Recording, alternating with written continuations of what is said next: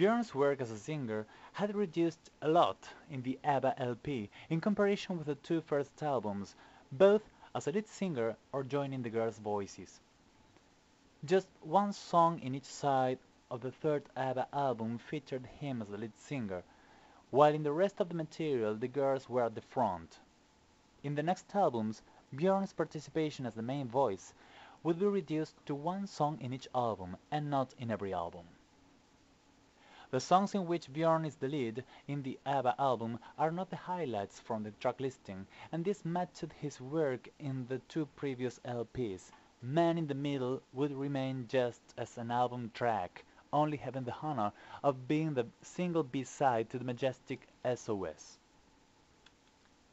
It must be said that Man in the Middle contributed to the variety of the album which contained it. Its funky and American-like style would never reappear in the group's repertoire in such a strong fashion. Benny Andersson today defines it as a failed Stevie Wonder tried to be, and states that there's no funk in it whatsoever. Maybe the lyrics are closer to dismissive adjectives. Björn tells the story of a millionaire in his 50s who travels in a limousine drinking champagne and who flirts with a teenager, a man who is never bothered by his conscience. The candid lyrics, which tried to give a lesson by showing that this man, in spite of all his money and power, has no friends or love, made a rock magazine define it as a disastrous attempt at a social awareness.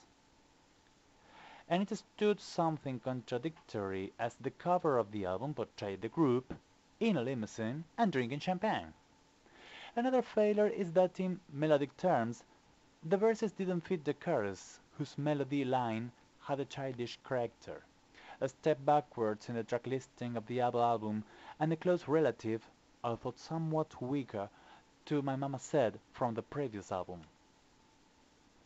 Sean Schaffer's wah-wah guitar intro is one of the highlights, and it is strengthened by Benny's clavinet and clearly inspired by Stevie Wonder's sound.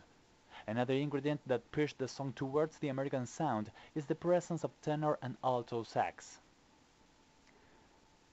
Sean Schaffer had some kind of guitar gadget, remembers Michael Tretto, which looked like a wash basin and had all kinds of phasers and wah-wah effects on it. It also had an octave divider through which I fed the voice that sings the phrase in the middle after the chorus a couple of times in that song. The sound came out really deep and robot-like.